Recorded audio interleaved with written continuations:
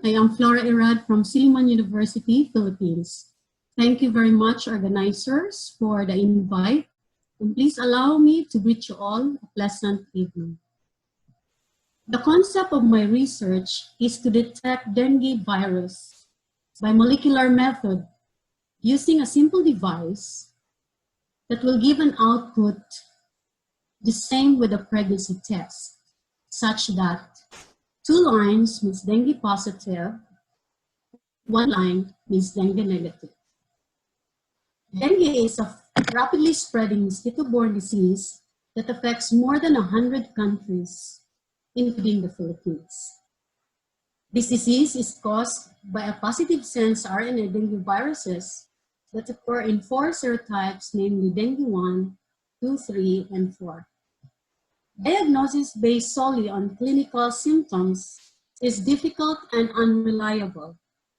This is because the initial symptoms of infection are similar to measles, influenza, viral diseases. Laboratory confirmation is therefore important. RT-PCR provides a sensitive molecular detection and typing of dengue, but this technique requires costly and specialized instruments. In the Philippines, many diagnostic laboratories are either resourced or technology limited. Lateral flow biosensor is a paper-based testing device. It is a prefabricated strip containing dry reagents that are activated when fluid samples are added. It is designed for single use and suitable for application where positive or negative result is sufficient. LFB had attracted much interest because it is a promising tool for point-of-care diagnostics. Home pregnancy test is the famous and first commercialized LFB that has found its way to the pharmacies around the world. Many reported LFBs use gold nanoparticles as label because it is very unique and it has a very amazing optical properties. Its vivid red color makes detection by the naked eye very easy. Various methods have been used in synthesizing gold nanoparticles. The 2 common ones are the Turkevich and the Brost. The main objective of this research is to develop a lateral flow biosensor for the visual detection of Dengue-1 RNA target using the extreme top gold nanoparticle as label. First, the gold nanoparticles are prepared by modifying the dextrine method. Secondly, the gold nanoparticles are functionalized with reporter DNA to produce gold nanoparticles reporter probe conjugate. Then, the lateral flow biosensor is assembled. The biosensor uses 3 DNA probes. One is the reporter probe, which is labeled with a gold nanoparticle, and this is preloaded in the conjugate pod of the LFB. The other 2 DNA probes are immobilized on the nitrocellulose membrane. One of that is a dengue-1 specific capture probe, which will form the test line, and the other one is a control probe, which can hybridize with a reporter probe, and that forms your control line. The DNA probes are designed to detect or capture NASBA amplicant. NASBA is an amplification technique which is isothermal, whose reaction occurs in 41 degrees Celsius. The principle of visual detection is based on the formation of sandwich complex when the target RNA reacts with the gold nanoparticle labeled reporter probe. And as the liquid flows because of capillary action at the nitrocellulose membrane, the sandwich complex will form between the gold nanoparticle labeled reporter probe and the target RNA and the dengue-1 specific capture probe.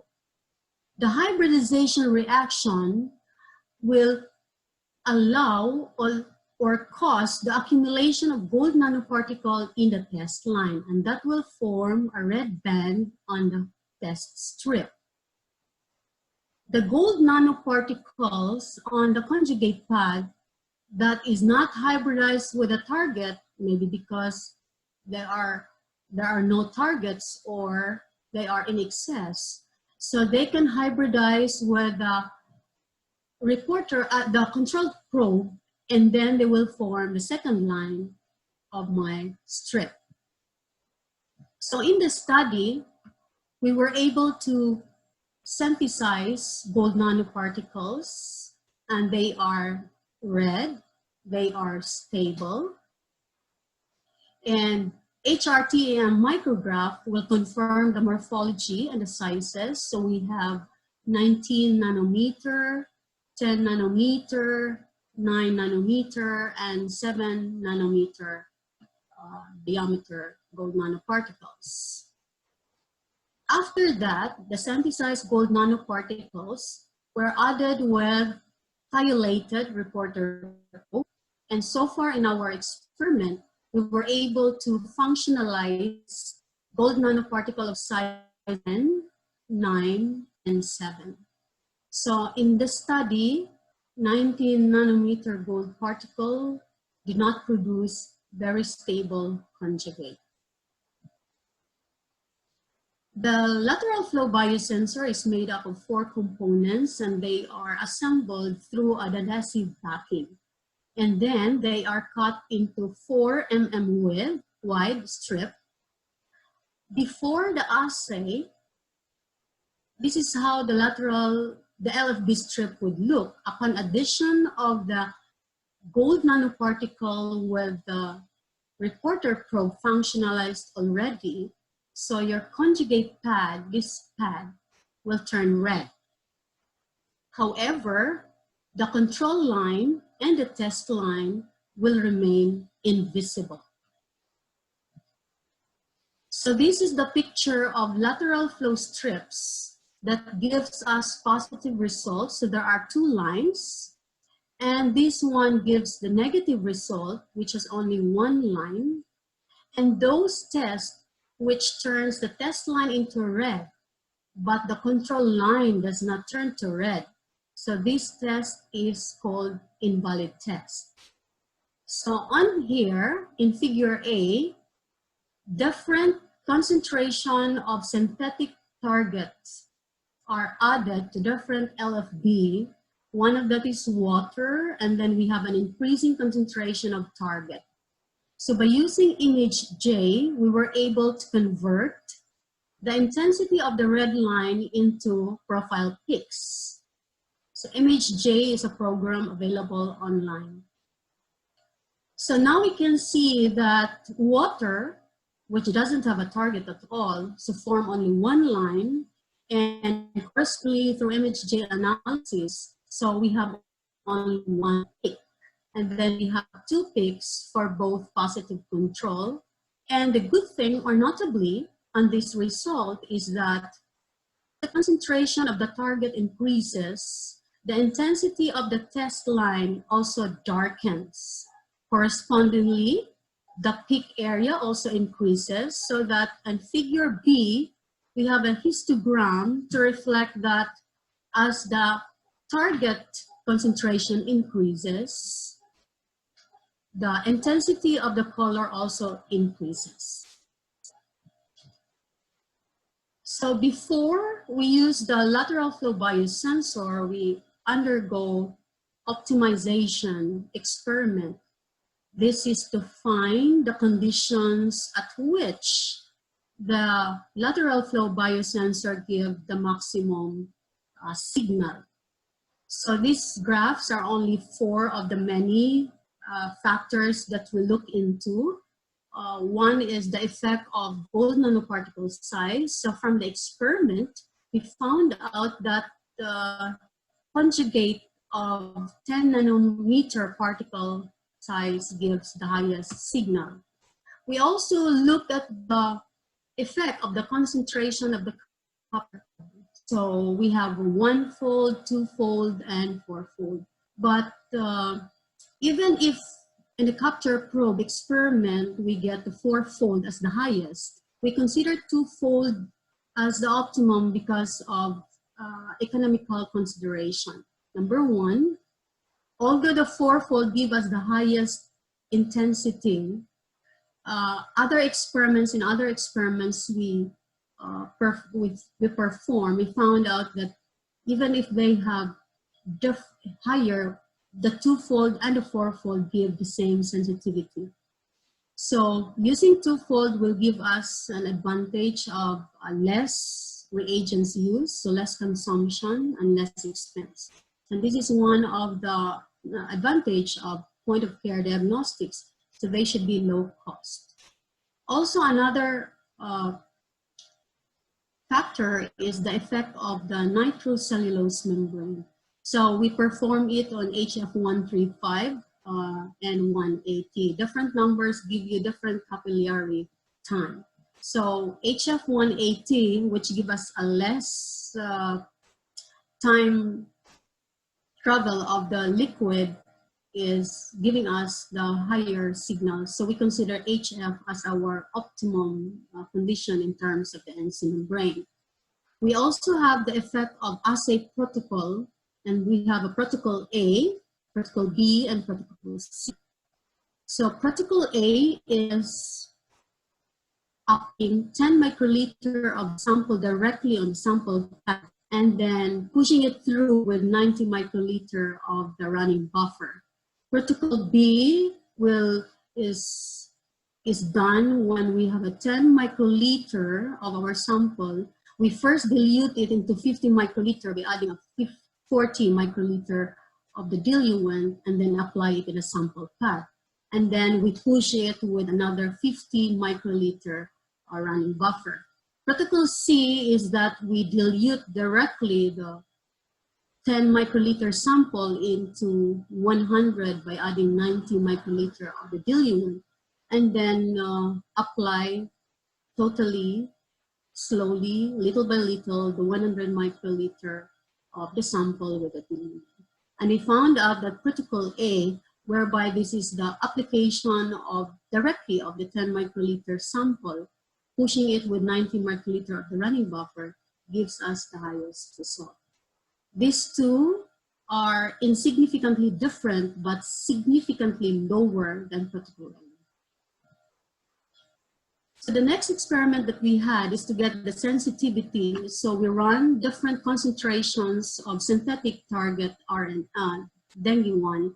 So from 0 to 1 micromolar of the target. So we found out that the cutoff value is at 0.01. So this is the lowest concentration where we see visually the formation of the red test line. And the linear range is found out to be from 0.01 to 0.06 micromole of the synthetic targets. So selectivity tests were done in two setups. One is selectivity against chikungunya and Zika virus synthetic targets. We use this because these two, chikungunya and Zika, are also transmitted by the same Aedes mosquitoes. So we run, we have 4 strips here. So one is always the blank. So we only run the buffer, but the triplicate LFBs, we run of chikungunya only. And then we also run separately with Zika.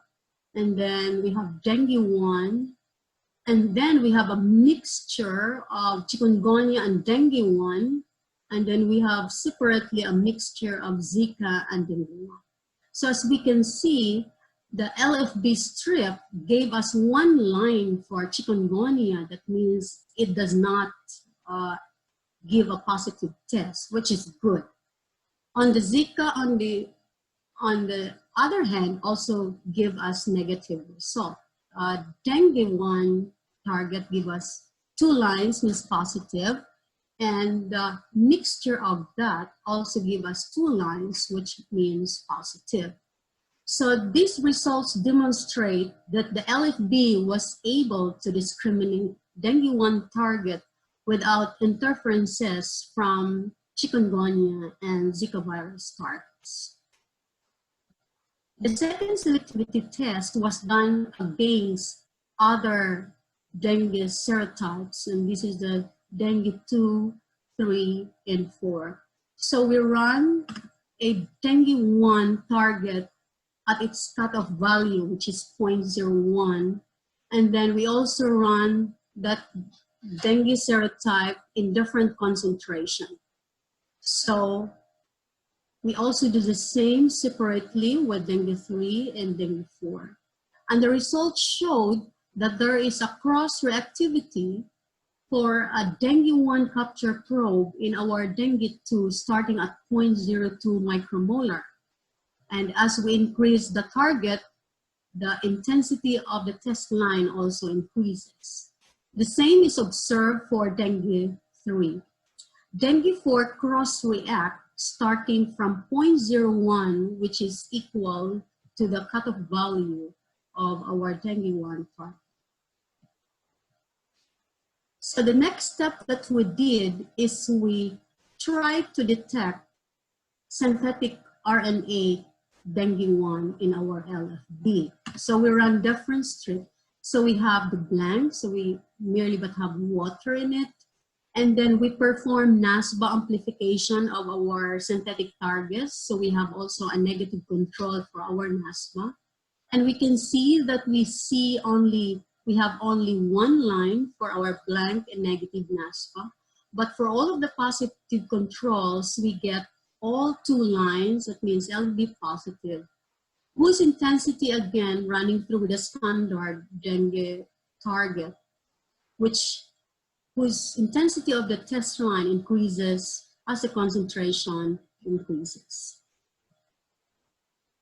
So the LFB was challenged by applying it to a real dengue virus. So we had dengue virus 1 Hawaiian strain, and we dilute it to give a different concentration of virus by adding pooled human sera in our dengue virus. And then we perform extraction using a commercial kit, and we perform NASBA amplification of our dengue target using commercial kit from Life Sciences. And then the amplicon now, the NASBA amplicon, is now placed on our LFB for detection.